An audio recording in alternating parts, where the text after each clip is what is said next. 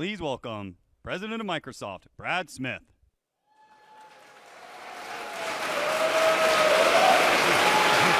Good morning, good morning. You all need to sit down. I promised the President of the United States I would keep to my time limit. You're not helping. I first want to say on behalf of all of my colleagues from Microsoft here today, how pleased and honored we are to be here to announce that between now and the end of 2026, we will invest and spend $3.3 billion right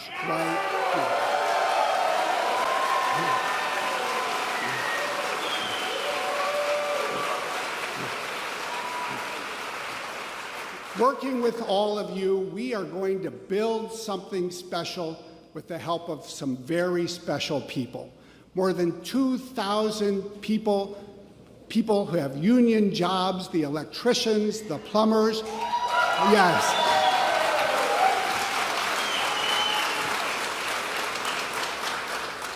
And we are going to be building among the world's most advanced AI and cloud data centers that you will see anywhere. And it's not just the jobs that we're creating here. We are creating manufacturing jobs across the state of Wisconsin. As we get steel from near Wausau, as we get chillers from La Crosse, as we get generators from near Madison. This is literally creating jobs across the state of Wisconsin.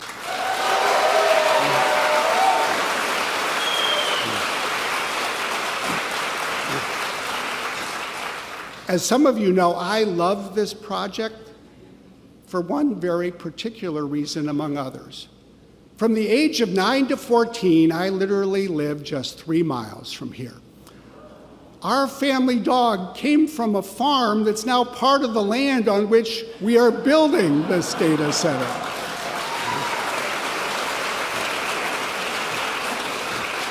But I want you to know, this isn't just about building a building, and it's not just about the manufacturing jobs of today. More than anything, this project is about using the power of AI to fuel the future of manufacturing companies and jobs and skills across the state of Wisconsin and around the country. That is what we are building together.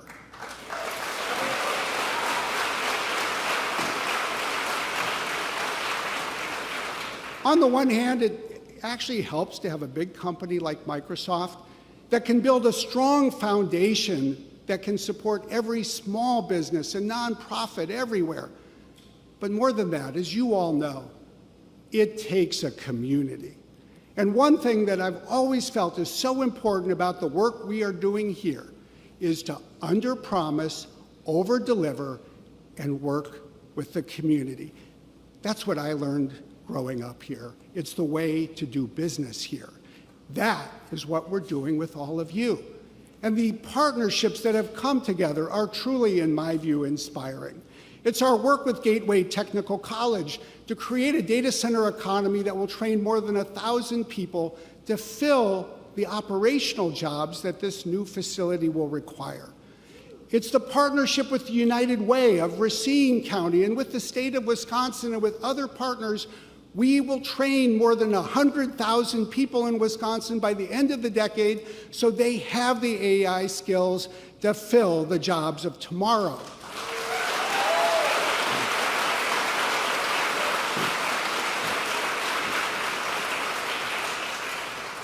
And one of the most exciting things that I think we're launching today is a new initiative, the first of its kind in the United States, a manufacturing-focused AI co-innovation lab. It will be at the University of Wisconsin-Milwaukee at the Connected Systems Institute.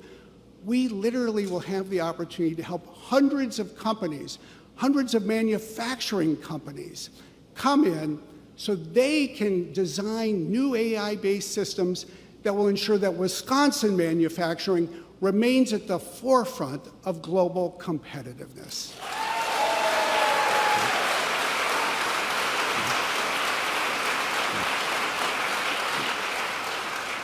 And the partnerships that we're building on.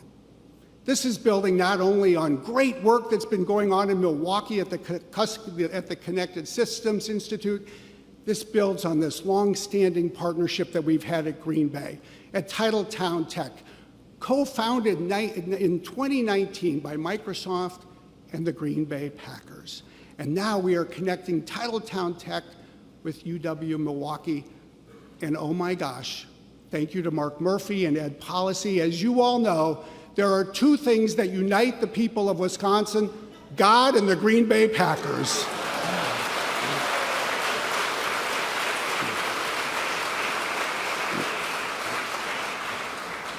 And we could do none of this without the local labor leaders that are involved. The leaders of the IBEW, the leaders of the Plumbers and Steam Fitters Union, and we're so pleased, in my view, to be joined today by Liz Schuler, the national president of the AFL-CIO, someone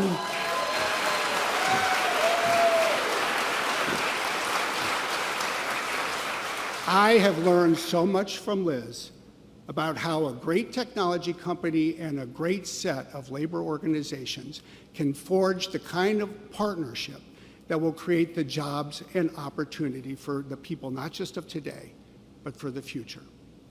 And then I just want to say, it starts at the local level. Mount Pleasant, what an extraordinary place. When I look at Dave DeGroot, the village president, when I see the county executive for Racine, for the mayor of Racine, Governor Evers, from his first meeting with me, to do the things that needed to be done to make this happen. But I want you to know something else, because I think it's especially fitting on a day like today. Everything that we are doing here in Racine County, Wisconsin, is also benefiting directly from the work of this White House and this president over the last 4 years.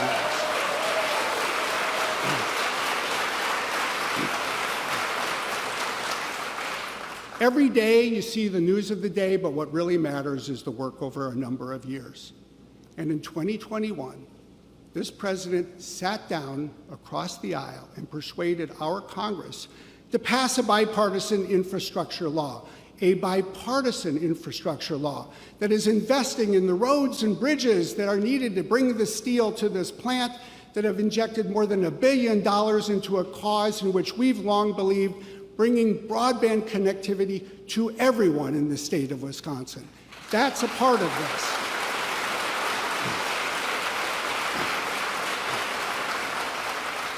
And then again in 2022, it took people coming together in Washington to pass the CHIPS and Science Act, because believe me, a data center without chips doesn't do very much for anybody. And again in 2022, because of the Inflation Reduction Act, it became possible to aim higher to achieve the climate and energy goals that also are indispensable to what we need to do as a company and all of us need to do as a community right here. And then last year in 2023, this White House, this administration, and this president really led the tech sector and the country and even the world to recognize how much AI was changing the world, but that we need to ensure that it's safe, that it's secure, that it's used responsibly. And they brought people together so we could move fast to do precisely that.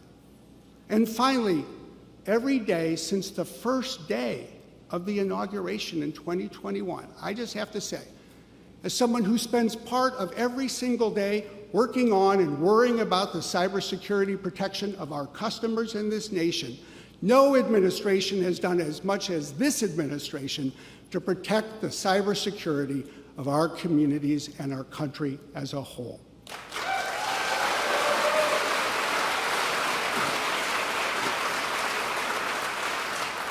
It takes all kinds of people that find a way to get things done. And as I introduce the person who will introduce the president, the person who is doing the recruiting to bring in the people that will build the building, that will house the technology, that will serve the world, Nick Fick, who comes from the IBEW right here in Racine. Let me leave you with one final thought. I hope that with everything else that's going on in the world today, people here in Wisconsin and people across the country will just take a moment to remember this. This day shows something important. It shows that America remains what it has always been. We are a country where people come together, where people work together, where they address hard challenges, and we get great things done. We won't let you down. Please welcome Nick Fick. Oh, great job. Great job. Oh, man. Thank you. Wow. That's going to be a tough act to follow there. It's good to see all you friendly faces in the crowd today. Good morning. My name is Nick Fick. I'm a proud 23-year member of the International Brotherhood of Electrical Workers, Local 430 in Racine, Wisconsin. Thank you. I was born and raised here, but a few years after I completed my apprenticeship, the contractor I was working for had to explore all options due to lack of work in the area. I traveled the country for them, then came back home to start a family. In 2017, good news about local economic development was hard to come by. When plans were announced for a new high-tech manufacturing complex in Racine, it could not have come at a better time. Unfortunately, we all know what happened next. After all that hype and all that hope, the promises made by Donald Trump failed to come true in Racine County. But now our luck has changed. Microsoft plans to spend billions of dollars to build data centers on the same property Foxconn has abandoned. Now Local 430 members are installing temporary power and lighting along with the preliminary underground work needed. And this is just the start. They are calling this site Microsoft's crown jewel, the biggest footprint of any Microsoft facility in the world. That means long-term work for hundreds of skilled, professional IBEW electricians for 10 to 15 years. Now, I have the good fortune to have the job here at home organizing electricians into the IBEW. Thank you. Thanks to Joe Biden, advanced manufacturing jobs are coming back to America and back to our hometown. We are grateful to Microsoft for investing in America and here in Mount Pleasant. And also to President Biden, who promised to bring infrastructure back, to bring manufacturing back, to bring good-paying union jobs back. Ladies and gentlemen, Joe Biden keeps his promises. It is an honor for me to introduce to you the President of the United States of America, Joe Biden.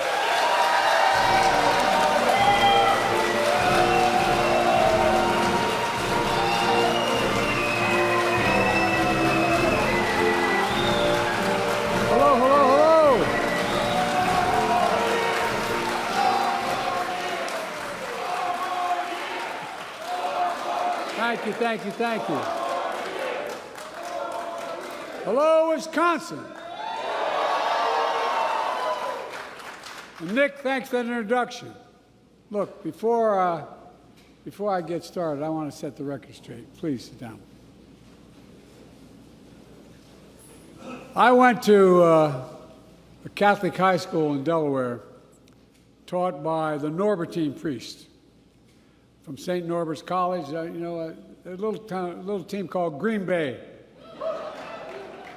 Now, here's the deal. We were the only high school in Delaware that overwhelmingly rooted for Green Bay. Not a joke, I'll tell you why. Every single Sunday. Not only did they have great teams at the time, we still do, but not only that, my theology professor at the Catholic school I went to was a guy named Riley, last name, and he had been drafted by the Green Bay Packers, and he decided to become a priest before that, so he didn't go. But every single solitary Monday that Green Bay won, we got the last period of the day off. Now, we Catholics call that indirect bribery, but it worked. It's always great to be with one of the best governors in America, Tony Evers. Tony,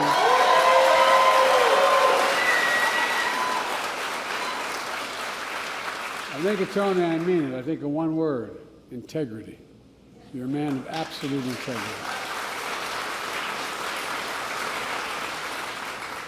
And what I'm really doing, I'm really auditioning for a job with a little company's going to build something out here. Thank you for the comments you made about what we're doing together. Well, look, while she couldn't be here, I want to thank one of the best U.S. senators in the United States of America, and a good friend of mine, Tammy Baldwin.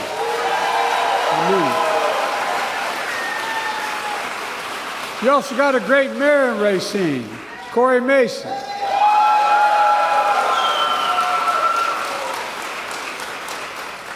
Brad Smith, President of Microsoft, thank you for your partnership, for showing how we can get things done and big things done in America. And thank you for your friendship. I really mean it. And Liz Schuller, President of LCI, thank you for all you do for the benefit of the American Union movement. I got called the most pro-union president in American history. I make no apologies for it. None.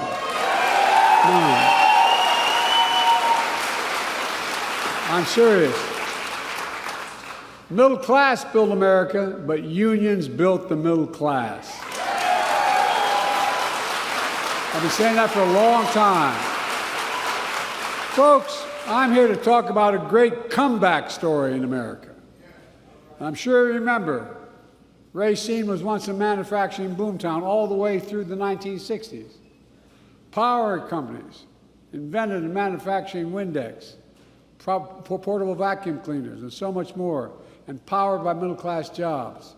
And then came trickle-down economics, cut taxes for the very wealthy and the biggest corporations, beginning in the 60s.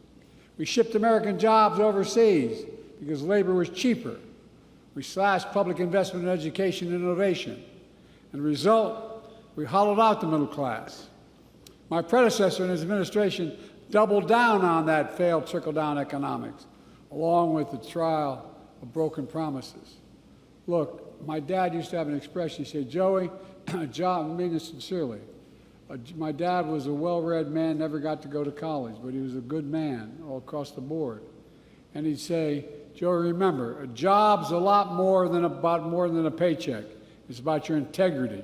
It's about your dignity. It's about being treated with respect. It's about being able to look your kid in the eye and say, honey, everything's going to be okay. In fact, 6 years ago,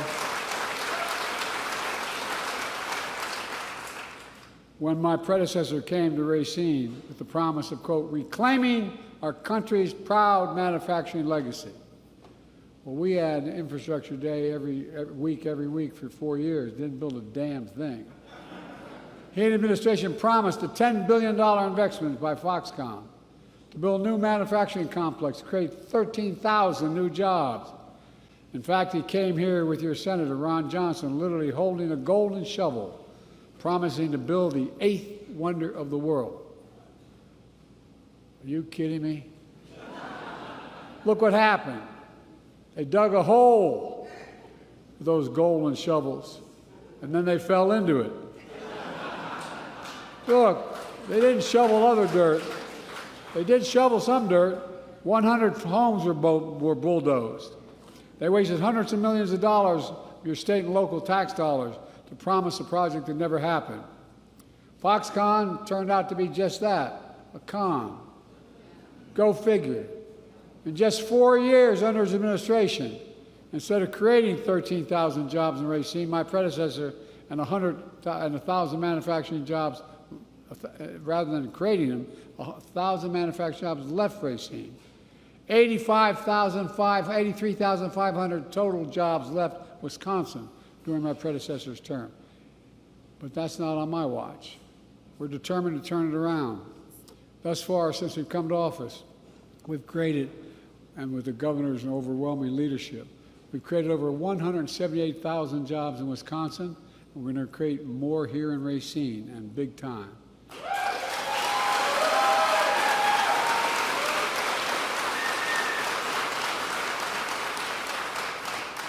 Some of my friends on the far right have criticized my Investing in America agenda, which includes my bipartisan infrastructure law, the CHIPS and Science Act, and the Inflation Reduction Act. Well, a lot of businesses have supported it as a key to economic growth that we're seeing now. Remember here, you're going to hear a recession next week, no soft landing. Well, in fact, I've asked business leaders like Brad a simple question. When the United States decides to invest considerable resources in the new industry that we need to build, does that encourage or discourage them engaging? The answer overwhelmingly is it encourages business investment. And that's what we're seeing now with our administration. My Investing in America agenda is fueling historic boom in rebuilding our roads and bridges, developing and deploying clean energy, revitalizing American manufacturing, and so much more. So far, we've created $866 billion in private sector investment nationwide, almost $1 trillion. Historic amounts in such a short time. Now, it's literally creating hundreds of thousands of jobs, building new semiconductor factories, electric vehicles and battery factories, and so much more, all here in America. Today, it's another example of the private sector optimism. Microsoft, as the President already pointed out, is investing $3.3 billion to build a new data center here in Racine. That's going to help operate one of the most powerful artificial intelligence systems in the world, and I've gone around the world, literally, not figuratively, meeting with the leading architects of AI. It's going to result in 2,300 union construction jobs just to build a new facility.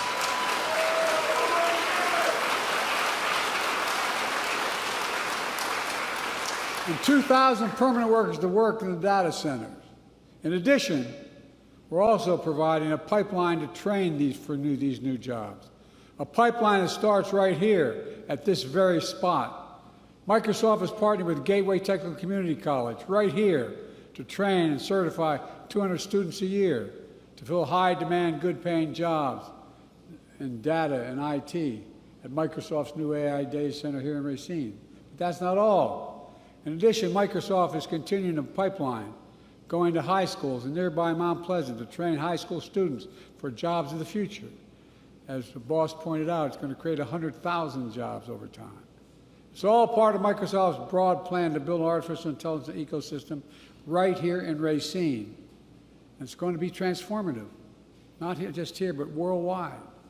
It's not only significant investment in infrastructure in Racine, but for the people of Racine.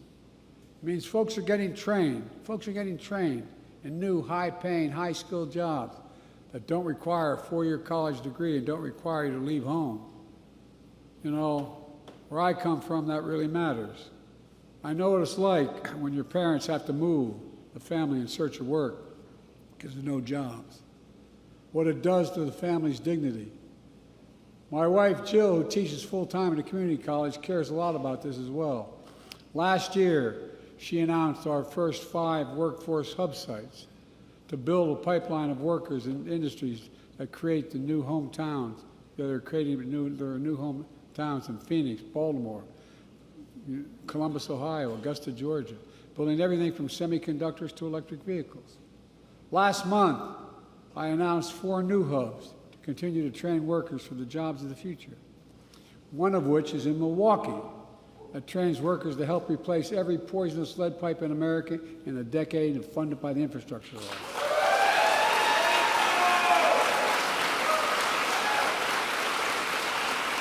And by the way, Buy America has been the law of the land since the 30s, but it's been ignored by most administration. Past administration, including my predecessor, failed to buy America. Not anymore. Here's how it works.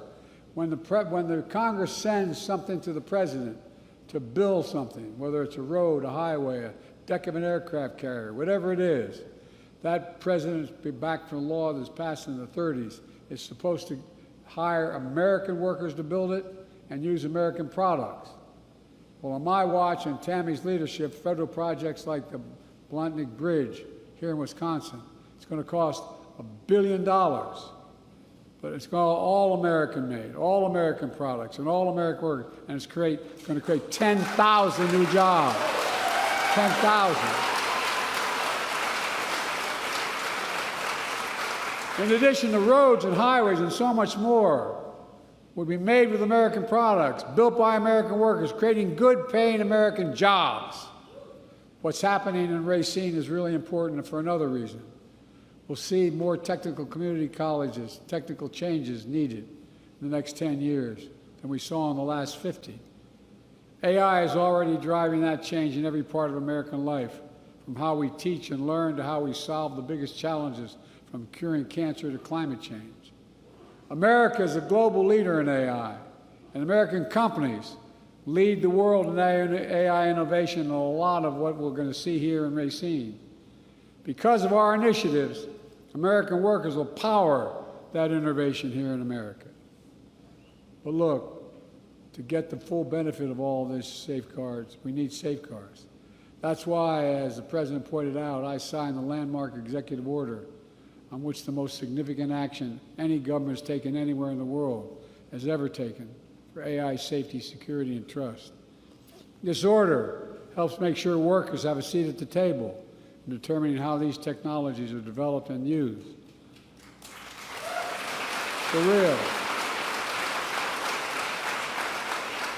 And we'll support workers in every industry by defending the right to a fair wage to organize as these technologies emerge across the board, and they're going to happen.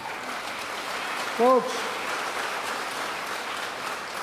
during the previous administration, my predecessor made promises which he broke more than kept, left a lot of people behind in communities like Racine. On my watch, we make promises and we keep promises. And we leave no one behind. Since I took office, we've added nearly 4,000 jobs in Racine. As I said earlier, we've added 178,000 in the state of Wisconsin. The unemployment rate has hit a record low in Racine. Racine has seen some of the strongest new business growth in all of Wisconsin. And it's only just beginning. We're seeing a great American comeback story all across Wisconsin, and quite frankly, the entire country. The bottom line is, we're doing what's always worked in this country, giving people a fair shot, leaving nobody behind, and grow the economy from the middle out and the bottom up, not the top down. When that happens, everybody does well. Everybody does well.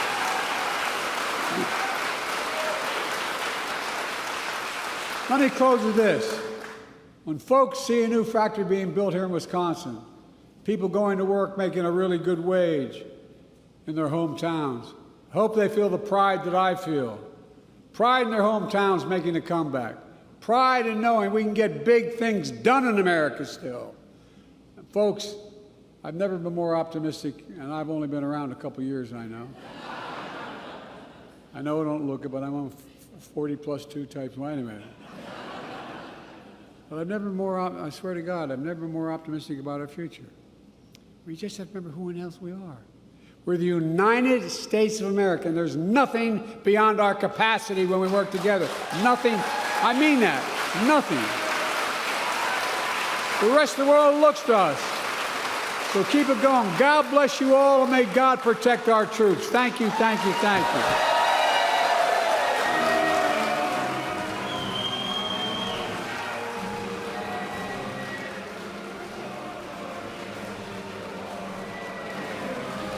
Don't jump.